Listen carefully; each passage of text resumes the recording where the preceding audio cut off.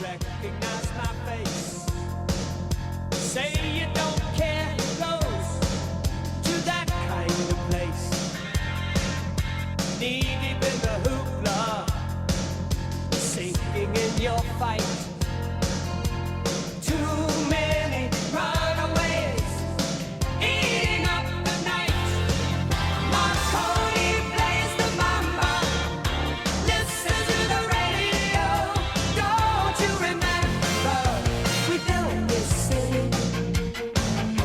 We built this city on rock and roll. Welcome to the City Show. Pat O'Melia live on GGR Radio via Live 365. As I say every show, download the Live 365 app. Download it.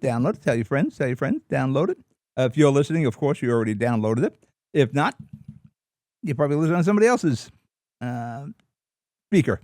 Could be anything now, Siri, Alexa, whatever it is.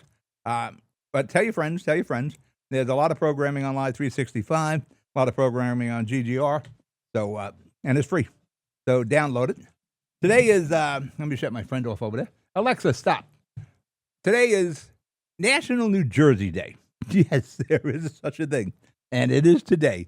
It celebrates New Jersey being the third state to join the Union of the 13 original colonies.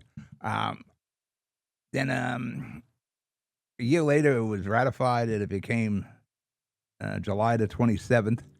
So it is National Jersey Day today. And all you're expected to do is go do some Jersey stuff. You know, eat some Taylor ham and egg sandwich.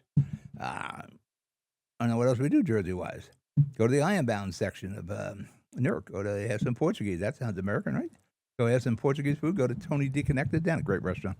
I tell you what, I haven't been at Tony D. Connectors since before the pandemic. I definitely have to make an appointment to go down there. You go to the Jersey Shore, hit Seaside Heights, hit some of the historical landmarks here in New Jersey. Yeah, do it all today. You can do it tomorrow, too. You do it during the summer.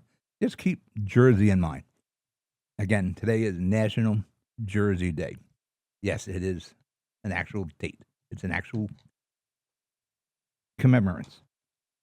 Health-wise, I'm getting back. I think we got the infection beat, which held me up for quite a while.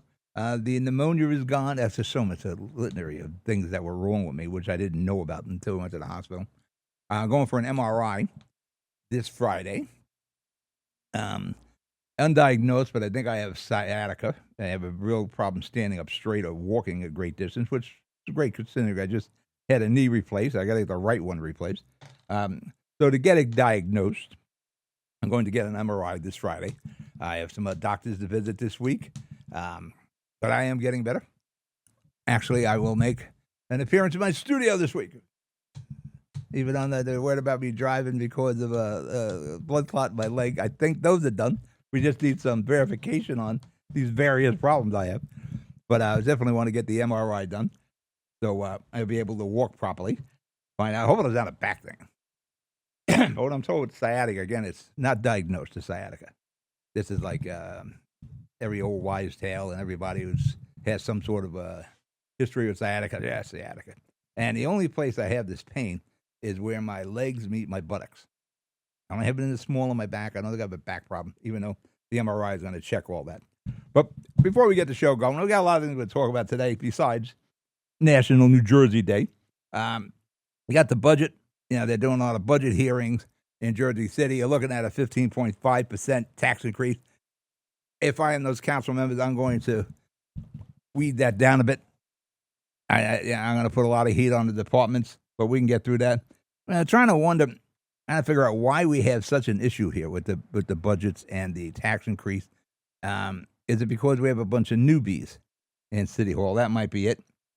Got a Ward C budget meeting on Wednesday, the 29th. We'll get through that. You know, the Jersey City Parking Authority or Parking Enforcement should be an ATM machine for the city. Show you why it's not. Went through this weekend. We're going to do some ice enforcement in Braddock Park. We got a lot on the list, but first we need to break for commercial. You'll listen to The City Show here with Pat O'Melia live. We'll be right back. Burns Brothers Memorials, Monuments, and Markers, 787 Tunley Avenue, Jersey City.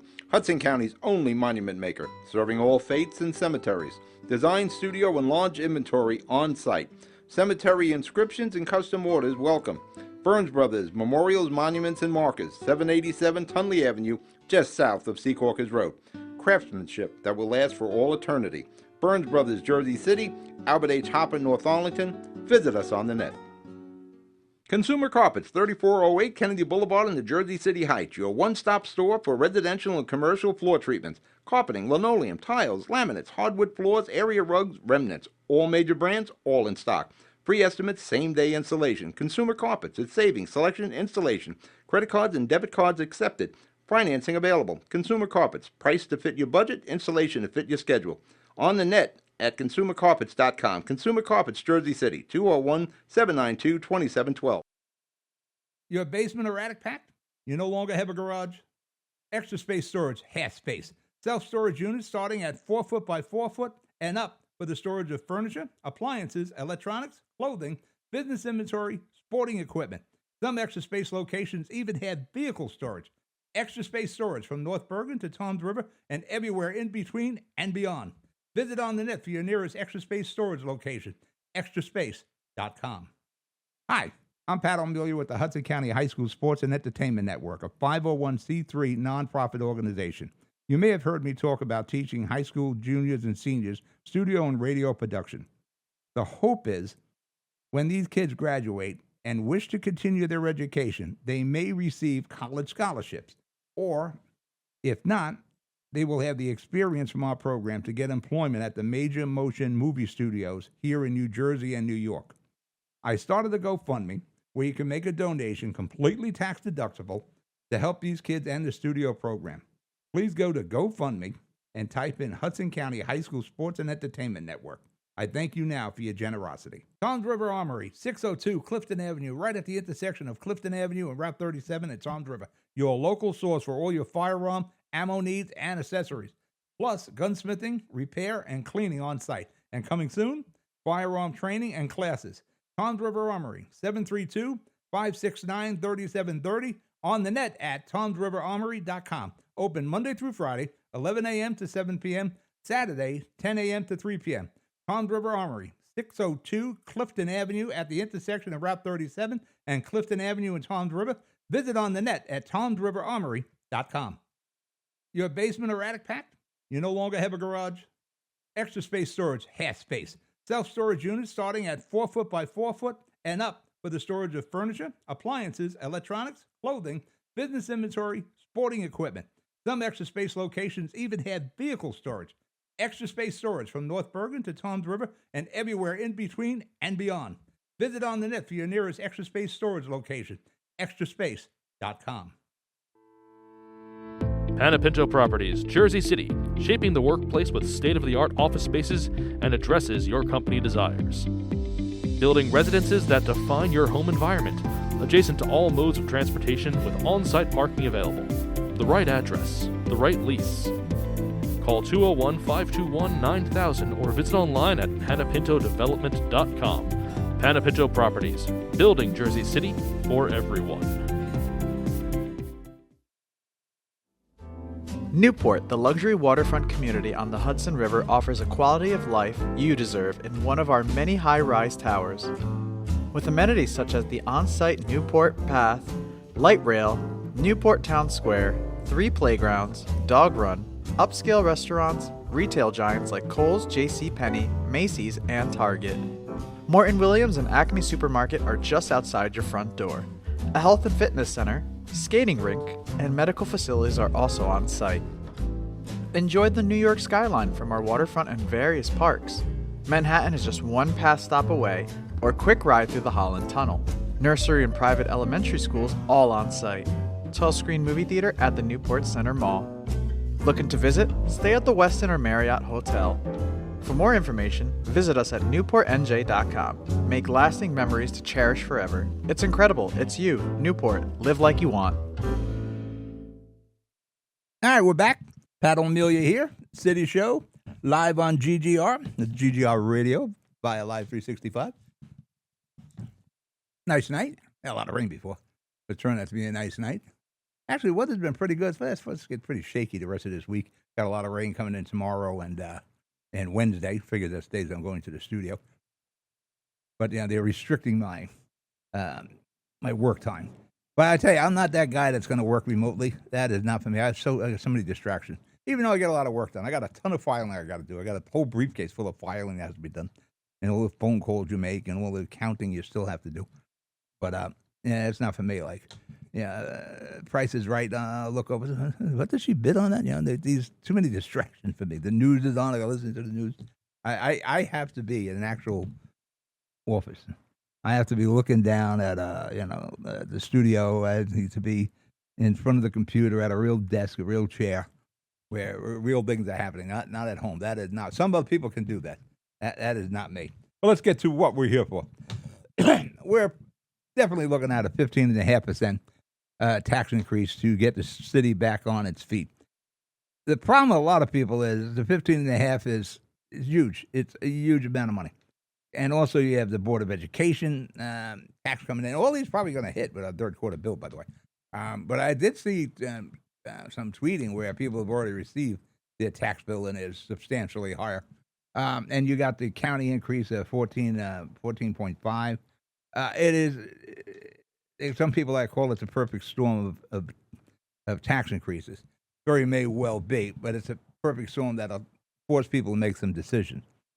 Yeah, we keep, we joke around in the show here about affordability. You can make it a drinking game. We do affordability. And the other thing now, another buzzword is going to be transparency.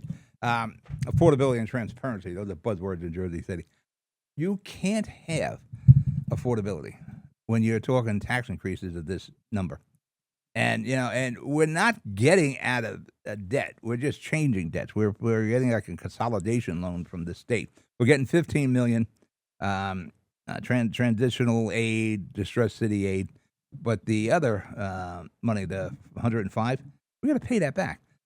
We still got to pay back the million or so, the 100 million or so in unpaid vendor invoices. So we're not gaining that way. We still have a debt that we got to pay. I mean, we're now looking at a 15.5% increase. Is there another way around this? And the council is going through the budget hearings. They're bringing in the department heads, public safety, youth, health and human services, HEDC, all of them are in there. The thing, by the way, I still am not over the coughing yet. It's a lot less, but I could go into a coughing fit at any time. I had one earlier today. Like I said, the pneumonia is gone, but the cough is still there. But they did x-rays on my chest and all, so that looks to be clear, so I'm in good shape that way. Getting back to the council, they're meeting with the department heads, getting to understand about the budget cuts. It's very simple. It almost has to be a draconian kind of cuts. The budget is at, what is that, $886 million? Is that the number? We need to knock 10% off right now. 10%, and that includes what's already been knocked off. But some of them were kind of like, where we knocked off $2.5 million or $4 million here on a $300 million budget. Yeah, that's a suitcase off the Titanic kind of thing. Whatever cuts have been made already from the department heads, this council's got to come and say, all right, we're going to knock off another 10. And that is doable. Yeah, you learn to work with less. Since the pandemic, almost all businesses learn to work with a lot less. And there's private sector after the pandemic, the ones that have survived and are still standing, they've learned to work with a lot less than a 10 or 15% budget cut. There are businesses that are still standing and have lost 50% of their revenue, some 70%. I lost a ton. I'm a shell of what I once was revenue-wise. But that's what happened after the pandemic. Things have changed. Routines changed. Everything changed. Except for municipal government. Doesn't seem to change too much there. Actually, they may have benefited. They got a lot of money from the feds, municipal government. Yes, the city could take, instead of hitting that 15%, we could cut some budget. We can cut some spending. We can get more efficient. That's a buzzword we need to get, efficient. That would be a good one besides affordability, because if we go ahead and we raise the taxes 15.5% and we take on a $150 million loan, which is, I think, payable over 10 years, and I'll say one difference. The vendors, they got to pay their bills. They got to pay their employees too. So I agree. If we can get a low interest loan to pay the vendors, so those small businesses or moderate sized businesses can get their feet back on the ground and catch up on the bills, fine. And with the state, if we owe them money, we miss a payment or two. What's the state going to do? And close up Jersey City? I don't think so. Tell you what, either don't get much better, or this is a really good cup of coffee. It's the first real good cup of coffee I've had in a while. My wife made it. By the way, tomorrow is my anniversary. 48 years. That's a lot of years. 48 years, married to the same woman. That's something, huh? And she's probably sitting up there saying, God, married to the same guy for 48 years. Well, like I said, with private sector, we've dealt with a lot less revenue. We've made some forced budget cuts. We had to, or we wanted to, or we deemed it was necessary. It was forced upon us from the pandemic. Now, if you recall, I was doing the updates during the pandemic, and one of the things that I kept saying during it, whatever businesses are standing at the end of this, who was standing during the pandemic, it was who's going to stand after. And you've lost a lot of restaurants. You've seen a lot of businesses go bye-bye. A lot of them. Let's say a good 30, 40% of the businesses didn't make it out of the pandemic. Look at Central Avenue. Last week, I was just noticing that all the empty stores on Central Avenue, a lot of that's probably pandemic related. It's so difficult out there in the private sector, but it should be the same way in the municipal sector.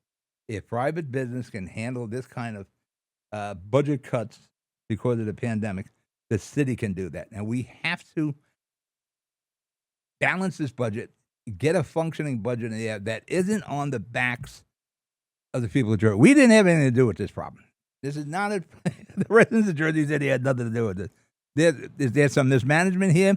Too much kicking the can down the road, that has to be determined. Now, my question is part of the problem we have, is it because we have so many new people at City Hall? There's a lot of newbies. I really don't know much about Jersey City right now. I have to learn again who's running what departments, who's who, and I've been doing this for 30 years. And I'm going to have to learn all these people, get all the new cell phone numbers, that sort of thing. But right now, I've been, with the illness for the last 5-6 weeks. I've been a little out of the loop right now, but I'll get back in the loop. But one of the things, we maybe that's the problem. Maybe we don't have the experience we need. Now I know Solomon has some holdover people from the Fulop administration. I don't know if he has any from the financial aspect. I know our old business administrator is with the MUA now. I don't know about the financial guys. Are they still with the city? Did Solomon keep them? That's an interesting question. Yeah, am I trying to balance the budget with the same guys that threw me in the budget hole? Now, can we bring? I don't even know if this was off. Did anybody invite Steve Fulop to come in and sit down with Solomon? And if we did retain any of his financial people. Like I said, I never met any of Fulop's financial people. I never met any of Healy's. I never met any of Glenn Cunningham's. I never got into that aspect of city government, the financials, the nuts and bolts of how the money gets in there. I knew what the taxes are. We knew what we were paying, but it was always, with me, it was always constituent services or whatever issues were facing the public that I would meet with Glenn or Jerry Healy or Fulop about. I would complain about a tax increase. But I never met the financial guys. Now, that's a question. I was thinking about that today. Is our problem a bunch of newbies? Because you're seeing all these department heads, and they're all new. Yeah, none of these guys have been around a while. Maybe we should have waited a while before we 86'd a few people. They have the experience there to deal with these budget issues. But right now, you got a bunch of newbies. You got a bunch of. I got to get a count on deputy mayors. But we have deputy mayor to the DPW, deputy mayor to the Board of Education. We have designated deputy mayors, and these deputy mayors are making pretty good bucks. I don't want to drop any names of these guys, but they make like $200,000 a year. You just laid off 31 people, and I'm paying $200,000 a year for deputy mayors. I'm not even sure Fulop had real deputy mayors. He might have had some $1 a year guys. He might have had some when he started out, but I don't think he had any when he was done. Again, when I say I've been doing this for like 30 years, I have never met with a deputy mayor at City Hall. I've always met with the mayor. Whatever the issues we were going through, whatever the initiatives were, whatever the problem was, I never met with a deputy mayor. Always met with the mayor. Now, Solomon may, in this euphoria he wants to try to build here, maybe he wants to delegate a lot of this for a transparency reason. You got to meet with Solomon. He's the mayor. He's the guy that's going to make the eventual decision. But it'll be interesting. I'm going to make some phone calls tomorrow. Like I said, I never got involved with the financial people of the city. There was never really a reason for me to do. I'm going to find out if we retained any of these people. And then if we have, you have to ask the question as, why the F did we? If we're blasting Fulop for being $255 million in the hole, why would I keep any of his financial people? You got rid of the guy at DPW, and you're making a lot of decisions. That happens. There's consequences to elections. You got a new mayor, you're going to get new personnel. But in the case of Solomon, he knew a lot of these motorcycles in the background. Yeah, Solomon knew a lot of these people for the last 8 years that he's been a councilman. So he probably could have retained some of these people, but that's a question for another day with Solomon. Eventually, we'll do some interviewing. For that matter, this week, we're going to work on the City Show. We're going to do the City Show, Pat Pod. We're going to have like a podcast set up. We'll be working on that this week, doing some demo testing, provided my health and my throat holds up, that I don't cough all over the place. But I am going to ask the question, who did we retain from the financial team of Steve Fulop? And the other thing, did Solomon just say, Steve, can you come by City Hall? Or maybe we'll meet somewhere. I'll meet somewhere in Newport or in somebody's office. Hey, you can meet in my studio if you want, guys. To find out what the hell happened here. What were you doing? Were you aware? You had to be aware for $250 million in the hole. How did this come about? Because if I know how it came about, maybe I can figure out how to fix it without putting the burden on the shoulders of the taxpayers of Jersey City, the property owners. But this is going to be a heavy lift. And you're going to have to move this along to the renters. Simple as that. You're getting hit with these huge tax increases. It goes to the renters. And all these renters, they can't handle these rent increases. And when you're looking at, 15.5 from the city, I keep getting a different number. I think it's 18% from the Board of Education and 14.5 from the county. That's going to be one hell of a lift for the people who are renting.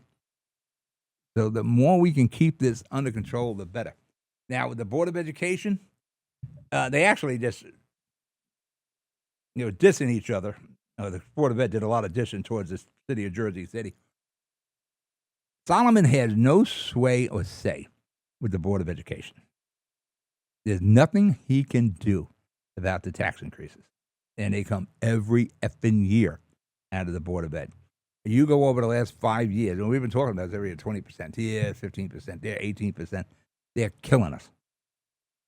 And it's not like we got some, super grades coming out of our Jersey City Public School.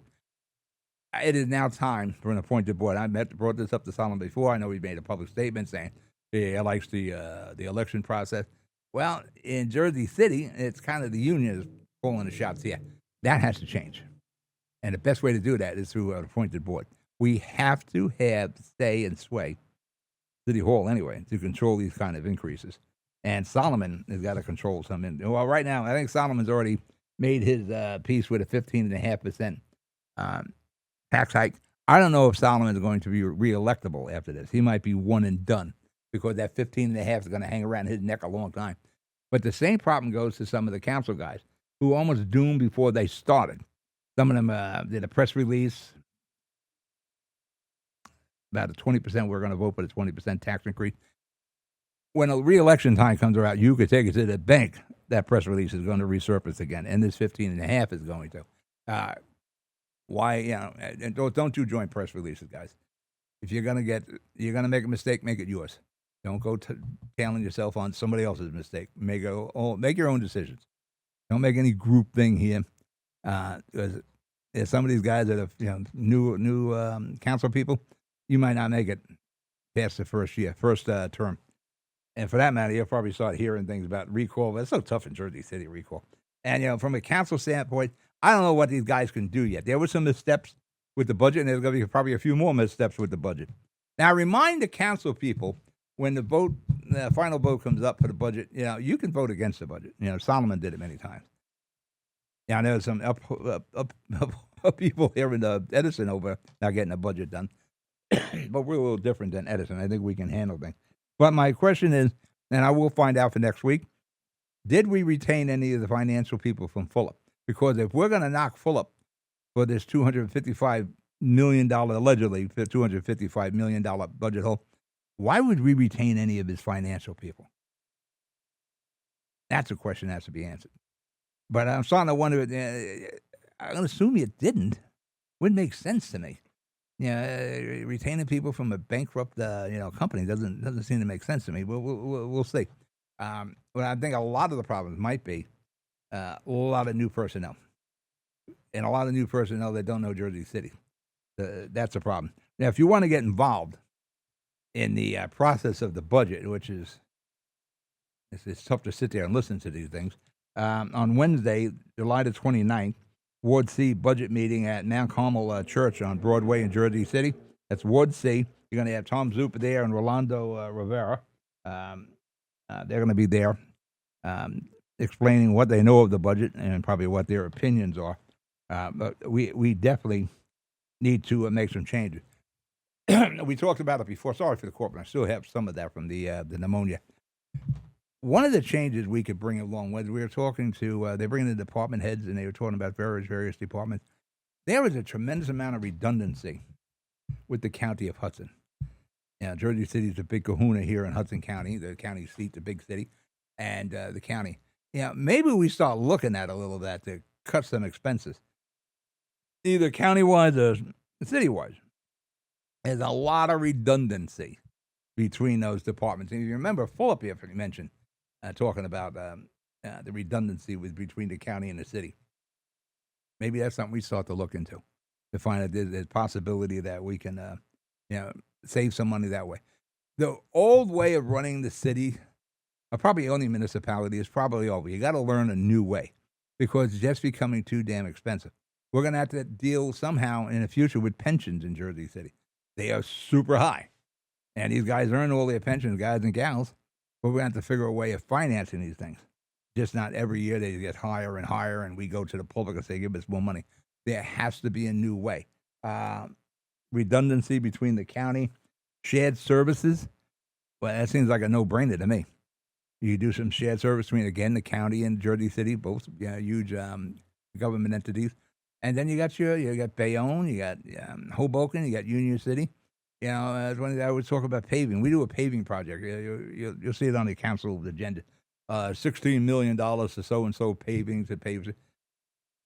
It's easy to write a check when it's not your money. That maybe Jersey City starts getting into the paving business. We pave our own streets. Our DPW starts doing more than it did before. And we got to look at everything we spend, like the trash contract. We really need to look at that. There's a lot of things we need to look at there. But the more we can do in-house, the better it is. And if we got the paving equipment, again, you have to be some training. That's for sure to get people trained in this. But there was a time, we did this kind of stuff. The county's got a paving program. We can do it and make money on that. But there's other ways. We need to find other ways to run the municipalities, not just in Jersey City, I think all over. It's just getting, you can't run it the same way we did 100 years ago. It's just too damn expensive now. And the redundancy between the county and the city of Jersey City is something we should be looking at because there's certainly money that could be saved there. Do we both need these various departments, especially when it comes to health and human services, cultural affairs? You just go down the list. You go to the Jersey City website and you look at the county website. You'll see what I'm talking about. There is a lot of redundancy there. So that's something we should be looking into. But again, you got an award meeting, Ward C, Wednesday. 7 p.m. at Zuper and Rolando. Tom Zuper and Rolando are going to be hosting it. So if you have any questions, that's a place to get some answers right there. One of the things we're talking about is trying to raise revenue. You got to get some new revenue. The Jersey City Parking Authority, I don't know what the actual numbers are, but we could probably get another 10, maybe 15 million a year out of that. It's not doing the numbers anywhere near the numbers it did when Mary Spinello was the head of the parking authority. We're not even close to those numbers anymore. Now, I'll give you an example. Saturday, the handicap spot. Somebody's parked in the handicap spot. I call Jersey City enforcement, give the address. Somebody's in so and so's handicap spot. Could you send a car and actually get the license plate and make it a car at all? It was a silver Saturn. Okay, we'll take care of it. Fine. 45 minutes or so go by. Nobody shows. It's on my block. Hour goes by. I make a call. And nobody came down. The car's still in this guy's spot, you know? Yeah, we're getting there. You know, she mentioned the woman's name was the PEO. They're working their way there. You got people ahead of you. All right, now this is a pretty hefty ticket. Walking in a handicap spot. Yeah, it's probably like $200,000, $200,000, something like $240, something like that. Half hour goes by, an hour and a half in total. The person comes, gets in the car and leaves. Then I call enforcement and say, they cancel that call. The call left. Hour and a half. That's unacceptable. That's not only for the constituent that the handicapped person's got to wait to park. It's unacceptable it would take an hour and a half and still nobody showed up to write a ticket. That's the problem. So that has to change. I don't know where Solomon is on that. For that matter, I know I spoke to him about having somebody come in and a little bit of advisory capacity for enforcement. The aforementioned Mary Spinello to come in here and say, what the hell happened here, guys? You know, I left you were making money. You were building good money anyway, a good revenue coming in, and you're way off. And what I was told by some people, I know a lot of people pocket. The CEOs were told under the previous administration, don't give out the tickets. People are complaining. Well, yeah, you lose $10, $15 million a year that way. Let the complaints come in.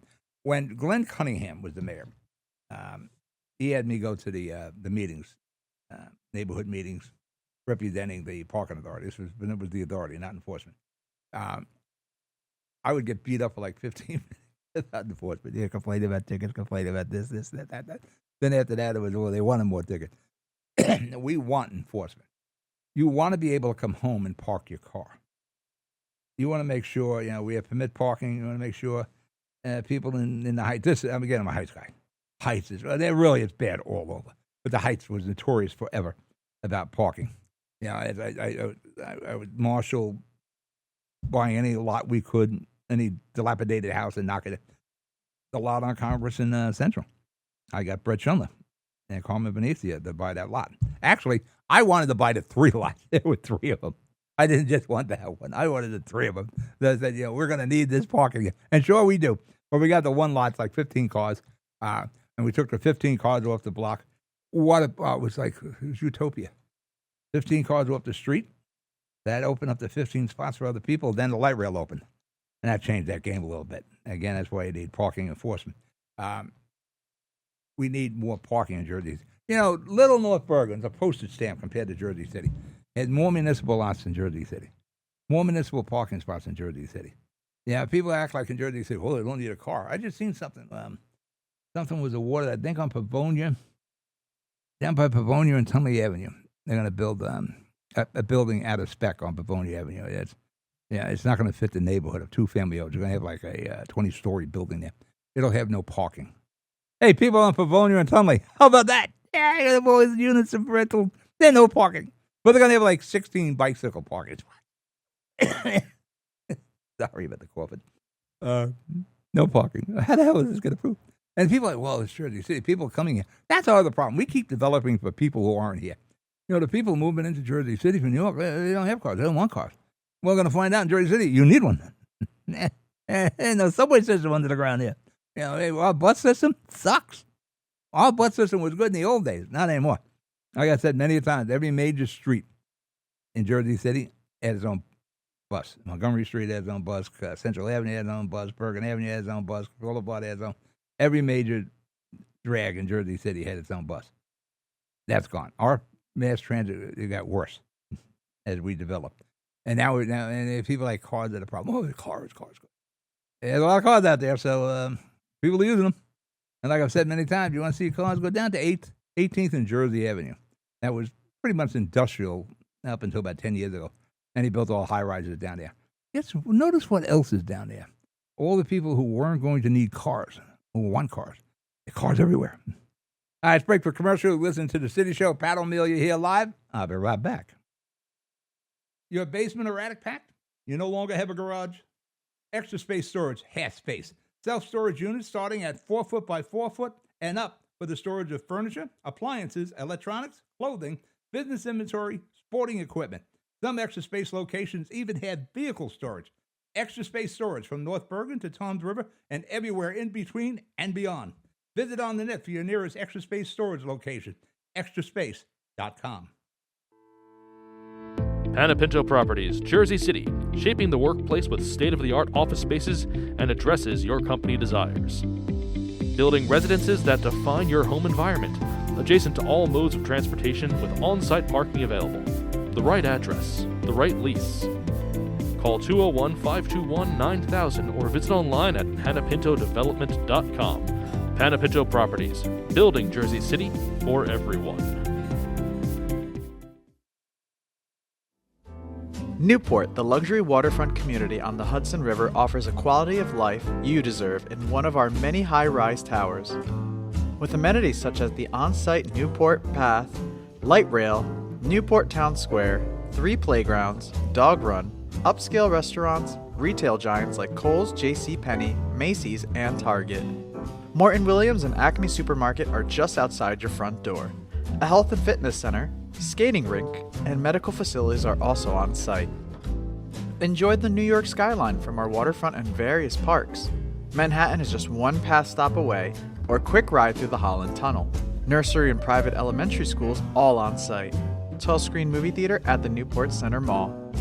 Looking to visit? Stay at the Westin or Marriott Hotel. For more information, visit us at newportnj.com. Make lasting memories to cherish forever. It's incredible. It's you, Newport. Live like you want. Burns Brothers Memorials, Monuments, and Markers, 787 Tunley Avenue, Jersey City. Hudson County's only monument maker, serving all faiths and cemeteries. Design, studio, and large inventory on site. Cemetery inscriptions and custom orders welcome. Burns Brothers Memorials, Monuments, and Markers, 787 Tunley Avenue, just south of Secaucus Road. Craftsmanship that will last for all eternity. Burns Brothers, Jersey City, Albert H. Hopper, North Arlington. Visit us on the net. Consumer Carpets, 3408 Kennedy Boulevard in the Jersey City Heights, your one-stop store for residential and commercial floor treatments, carpeting, linoleum, tiles, laminates, hardwood floors, area rugs, remnants, all major brands, all in stock. Free estimates, same-day installation. Consumer Carpets, it's savings, selection, installation. Credit cards and debit cards accepted. Financing available. Consumer Carpets, price to fit your budget, installation to fit your schedule. On the net at consumercarpets.com. Consumer Carpets, Jersey City, 201-792-2712. Your basement or attic packed? You no longer have a garage? Extra Space Storage has space. Self-storage units starting at 4 foot by 4 foot and up for the storage of furniture, appliances, electronics, clothing, business inventory, sporting equipment. Some Extra Space locations even have vehicle storage. Extra Space Storage from North Bergen to Toms River and everywhere in between and beyond. Visit on the net for your nearest Extra Space Storage location, extraspace.com. Hi, I'm Pat O'Meara with the Hudson County High School Sports and Entertainment Network, a 501c3 nonprofit organization. You may have heard me talk about teaching high school juniors and seniors studio and radio production. The hope is when these kids graduate and wish to continue their education, they may receive college scholarships, or if not, they will have the experience from our program to get employment at the major motion movie studios here in New Jersey and New York. I started the GoFundMe, where you can make a donation completely tax deductible to help these kids and the studio program. Please go to GoFundMe and type in Hudson County High School Sports and Entertainment Network. I thank you now for your generosity. Toms River Armory, 602 Clifton Avenue, right at the intersection of Clifton Avenue and Route 37 at Toms River. Your local source for all your firearm, ammo needs, and accessories. Plus, gunsmithing, repair, and cleaning on site. And coming soon, firearm training and classes. Toms River Armory, 732-569-3730. On the net at tomsriverarmory.com. Open Monday through Friday, 11 a.m. to 7 p.m. Saturday, 10 a.m. to 3 p.m. Toms River Armory, 602 Clifton Avenue at the intersection of Route 37 and Clifton Avenue in Toms River. Visit on the net at tomsriverarmory.com. All right, we're back. Pat O'Melia here live on GGR Radio. Let's get away from the budgets and all in Jersey City. We beat up Jersey City enough for now. ICE enforcement. ICE enforcement seems to be pretty heavy up at Braddock Park in North Bergen. Beautiful park, too, Braddock Park. Really nice, right up there with Lincoln Park as far as size and beauty and rolling hills and all that. Supposedly, that's a hot spot for ICE. Now, the demographics are different up in North Bergen, Union City, so that may be a real legitimate hot spot. And they seem to be concentrating on the park area where it's nearest to the bus stop. And allegedly, I don't know if any of this is true, this is what's been being reported, is that they're grabbing people every day. ICE are grabbing undocumented illegal aliens and taking them away. Now, Nick Sacco and the Commissioner of North Bergen just decried that about the enforcement. They want the FBI to look into things. This is a situation you have all through Hudson County. It's probably all through everywhere, but I'm just talking Hudson County. Local law enforcement has no idea what ICE is doing.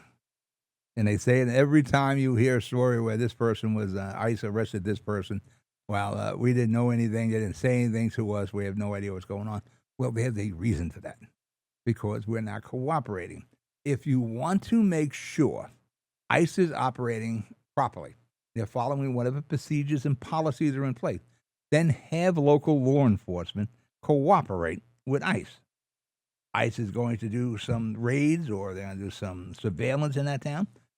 They notify the local police. The local police, a police officer can go along with their body camera on. They don't have to be involved. They just make sure. They manage it. They watch it. They document it. They're there for advice. They're there to make sure the individual is receiving the proper rights and the proper consideration as far as law enforcement is concerned. By not working with law enforcement, you have no idea what ICE is doing, why they're doing it, or who they're doing it to, and where they're setting up. Because sanctuary cities, we don't deal with ICE. That's a huge mistake. I'm not saying we have to cooperate and tell them everything they know, but when they're in the municipality, they should work with local law enforcement. And one of our law enforcement officers, or two, whatever the need is, go out there with their body cameras on and document what the hell's going on and say, whoa, wait, guys, this is not the proper procedure. You got to follow this, blah, blah, blah. I'm not saying work with them. I'm saying watch them, monitor it, advise them, and protect the rights. But we don't do that. And then we're sitting and we're talking about, we didn't know anything. They didn't say anything. Of course not. They're not going to say anything to you. You're not cooperating with them. They know that. They know what we're going to call you for. You're not cooperating. There's no way in hell we're going to talk to you. That needs to stop. I'm not saying you to cooperate all along with ICE at all. But we should be working with them as far as that aspect. If they're going to lock somebody up on the street, then have one of our law enforcement or two, whatever the need is, to make sure it's done properly. To make sure when that person is arrested, they can tell the family or friends or whatever the case is where that individual went and what happened. Because that's the other thing. We don't know what happened. Oh, they just got arrested and they took them. Well, again, you don't want to cooperate with the people, with ICE. They're not going to give you any information. That has to change. Cooperate to that aspect of it, and it will make it a lot easier on everybody else, and everybody will be sure that what's being followed is being followed properly. Whatever the procedures are, they're being followed. At the rate we're going, it's not working. Yeah, people just don't know where these individuals got. They're off the street. It's like they were abducted by aliens, the space alien kind. You don't know anything until when you finally get notified on how long that takes. It could take days. You don't know where the son is. The son, the daughter, the father, what happened? They just disappeared. So at least cooperate to that aspect with law enforcement. Let law enforcement cooperate with law enforcement. And this way you won't have any questions that way. Speaking of law enforcement, the county, Craig Guy is considering putting on an inspector general for the county of Hudson. There's a couple of embarrassing situations recently with the county. And I know it's people are going to say, well, it's Hudson County. There was a contractor that was given some allegedly. Well, the guys pled guilty, so I don't know if the word allegedly works anymore, but allegedly covers me, I guess. 60, 80,000, hundreds of thousands of dollars in bribe, which, to me,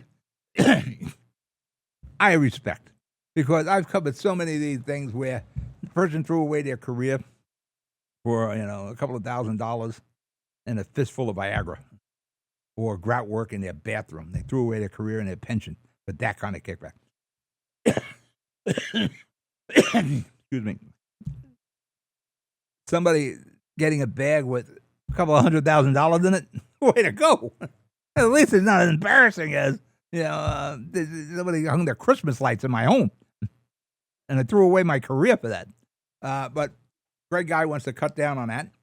So he's going to hire an inspector general. And I guess the inspector general is going to see whatever red flags come up in a bid process, or maybe the inspector general make sure that what was awarded contract-wide we're getting, if we paid for X amount of pavement or cement or light fixtures or whatever the case is, that the county gets their money's worth. So to me, that makes sense. My only question is, how big of a department is this going to be now? Because you also had the thing with the guy in weights and measures, Frank Alonso. Allegedly, that still has to go adjudicated. Supposedly diverted $250,000 from weights and measures. We'll see how that goes. Is the cure worse than the disease? We got to have a department that's got like a $3 million budget, $4 million budget, protecting us from someone stealing $200,000 or something. You got to see how that works out. The last thing we need is any more expenses. And like I said, as I said before, we have to find a new way to operate municipally and county-wise. It's no different. The county's going to have to find a few different ways of operating. Let me make sure I get this out there. Richie Borgiano, my buddy for many, many years. Richie, we were both civic warriors back in the old days before we got into really radio. When I started Richie, actually, I was a civic warrior on the radio back then with the Jersey City radio show. Richie was just honored with the street naming on the intersection of Baldwin and Magnolia Avenue with Richie Borgiano Junction.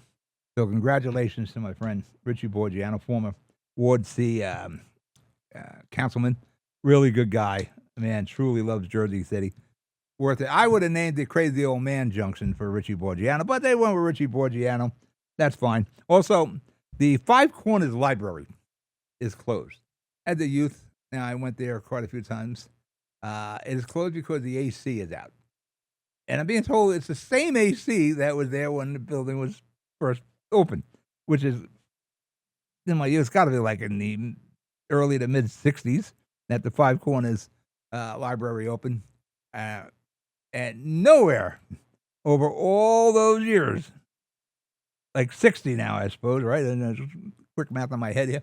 Nobody thought about doing any upgrades onto the AC units. We just kept duct taping it together. So now it's dead. And now if you want to go to the library, you can't do that. And also, if you're looking for the Heights Library, it's in the senior building now that once was the Parking Authority building on Central Avenue. And Zabriskie Street is closed. I just found, I don't go to the library anymore. I just found that out. I was looking at the signage. It says, library. Then we got another one now that says they closed the Zabriskie. Really? What are we doing with that building? Probably going to sell that. That's the other thing. Let me jump back into the budget. People are crying about selling properties. Oh, you got to sell properties to close that budget. That's one of the worst things to do is one shot cap. One of those one shot budget filling gaps there. Don't do that. When you want to sell property, you want to sell for a reason and a good return on it. The city should be devoid of assets. We have to work our way out of this. We're blaming Fulop for selling allegedly 1,000 properties. I don't know if he sold 1,000. It's a lot of real estate to sell. It'd be one hell of a real estate salesman to sell that much, 1,000 properties over 12 years, and still be $250 million in the hole. So that's one hell of a job. But that's not the kind of thing you want to do, is sell the assets of the city to fill the budget hole this year. Because you know what? We're probably looking at one next year, too. Data centers. I got it in my notes from last week. I didn't get to it, and I seen it on the news today. So many municipalities going against the data centers. We need these data, and the reason they're against it is the energy use. I'm sure the cooling from the water aspect of it that can be recycled, and as far as the electrical, there's probably other ways around the use of so much electric. Build a little electric plants on the site. For us to step back and lose the AI war, we lose. We lose it big time to China. Because even wars that are being fought now, you look at Iran, there's going to be a lot of AI in there running those drones and those missiles and all. We can't fall behind.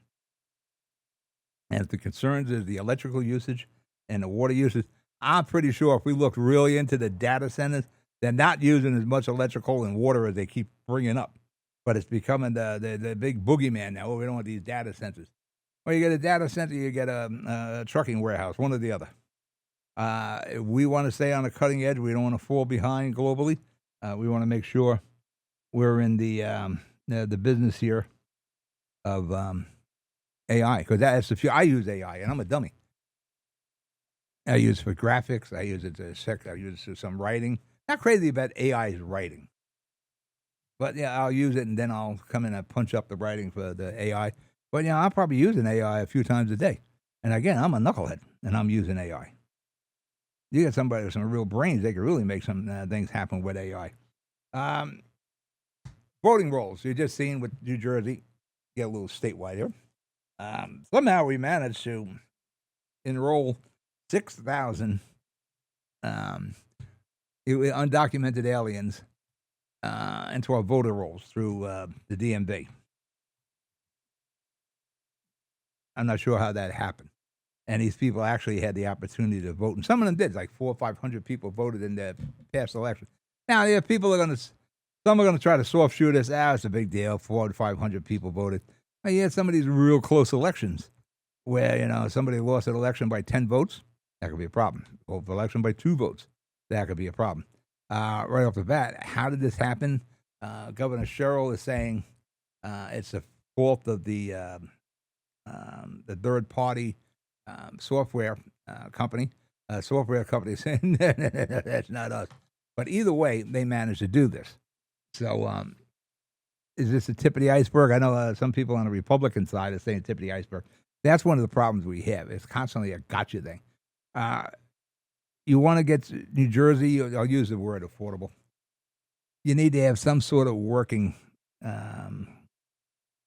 situation between the Republicans and the Democrats. You need, like when Joe Doria was down in the Senate, he was able, the Assembly, he was able to cross the sides, across the aisle. They go down there and there's no cooperation between the two parties. Once the campaigns are over, go do the business of the people. The campaign's over. You don't need to throw rocks at each other. Go do the business of the people. There are good people on the Democratic side. There are good people on the Republican side. Just work together for the benefit of the people. Try to make New Jersey affordable. As I was saying before about trying to make the city affordable, and we have to change the way you operate. We're still running Jersey City and all municipalities, I guess, the same way we ran them 100 years ago. That just isn't working. It's just too expensive. You've got to find and discover another way. You have to think out of the box, as they say, and figure another way to run these municipalities. Solomon's a young, bright guy. Is he the guy that can say, all right, we're going to figure another way? Maybe embrace AI. Do as much AI as you can. There's no payroll involved in AI, right? That's one other quick thing. They keep talking about overtime with the city. We don't want overtime. We don't want any overtime. We'll hire people. Let me tell you something about overtime. Overtime is free money. All your expenses are predicated on the first 40 hours. Let's talk about the cops. Their benefits, their holidays, their pension, everything in their union contract is figured on their first 40 hours. Anything they work after that is really found money. So you're just paying, the difference with overtime is just the money. There's no pension attached to it. There's no anything to do with extra holidays or vacation time. None of that is factored in. It's just the overtime. All that other stuff was factored in the first 40 hours. Overtime is your friend. It'll save you from hiring people. Now, you don't want it abused either, Jersey City, but it is your friend. You're saving money with overtime. Instead of hiring people, and then you're stuck, like I mentioned before, with the pensions. The pensions are going to be an anchor. If they're not an anchor around the necks of the taxpayers of Jersey City, they will be very soon. So the more you can avoid adding into the pension problem, the better off you are. And the same thing with the teachers. You got teachers, they're going to get the pensions. That's another thing we have to figure out, how to deal with it. Do you invest better, the pension fund? I don't know. That's somebody who's smarter than me with finance. Maybe that's when I make some calls to find out who's doing finance in Jersey City now and where they held over. I said, are we investing anything? Is that kind of? I know Philip was investing big in the crypto, but I think the crypto market just had a downturn, so maybe it's not the wisest thing to do. But there's other ways to make money, and one of them, we don't have to hire people. We can have people work overtime, as long as it isn't abused, and it will save you money in the long run instead of hiring people. And that becomes a problem. Now, by the way, nothing new on Christ Hospital, Hudson Regional Hospital here in the Heights. There's some more legal skirmishes going back and forth. What I would like to hear is, I don't even know if we're ever going to open that hospital again. It's been closed so long now. I don't know if we can go through the certifications that would be needed. But you definitely just can't have the Med Center. Jersey City Medical Center is the only hospital in Jersey City. And they're doing a tremendous job dealing with what they have, but they are up against the wall down there. They was never designed, the hospital, to be the sole medical provider for 300,000 plus people. So something's got to be done. I would like to see Solomon sit down with Jan Moshe and company and work something out. Stop throwing rocks at each other. Listen, we know the mistakes here and there. Sometimes you got to deal with the devil.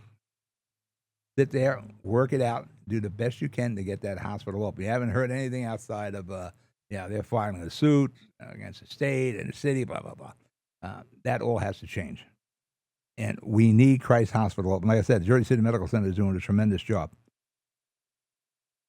But you can't expect that one hospital to service the entire the city. That's a lot. That's a lot. Reminder, you got the Ward C meeting at Mount Carmel Church. That's on Broadway there. By the way, I was baptized there as a young little baby. At 7 o'clock, Tom Zuper and Rolando will be down there. Solomon's one of the good guys here in Jersey City. I don't know where his relationship is with Solomon. Those guys are going at it pretty good recently. Let's see where that goes. Hopefully it's not one of those situations where the relationship is shot. We're running out of show here. We got about 2 minutes left. Like I said, we got pretty good weather the rest of this week. The whole thing is, everything is all about the tax increase this week. Hopefully, I tell you, if I'm the council people, now they introduced the budget, I'm sitting there, I'm going to vote no. And Solomon did it for years and years and years. Vote no on the budget. Denise Ridley, as a council president, should just turn around and say, all right, I appreciate everybody's efforts here to cut the budget, but I'm telling you, about to cut it again 10%. I am cutting this budget 10%. And that's a good starting point. Start with the 10. You already got some budgets. You already got some of the money cut out. Some of the departments, there was a whole list, 200,000 here, 5,000, 500,000 there. Public safety, I think it turned out to be almost like a 1% budget cut or something like that, 2%. Denise really just turns around and says, listen, I'm cutting the budget 10%. Right off the bat. No matter what cuts you guys made already, I'm cutting it another 10. That brings us like $888 million, $89 million. Maybe we don't need I don't know. We got to pay our vendors. And according to Solomon, we're in the hole that way now. So we got to pay the vendors, get that done. But we'll see what happens this week. I'll find out about who's in the finances. Well, I'd say I'd be really surprised if we retained any of the people from the Phillips financial people, but we'll find out. All right, listen, I'm out of show. You be good. You be safe. I'll talk to you during the week. Good night.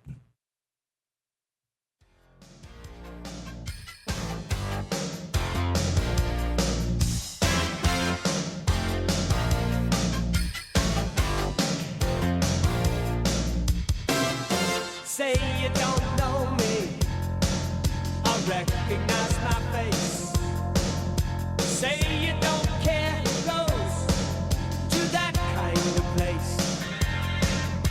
Knee deep in the hoopla, sinking in your fight.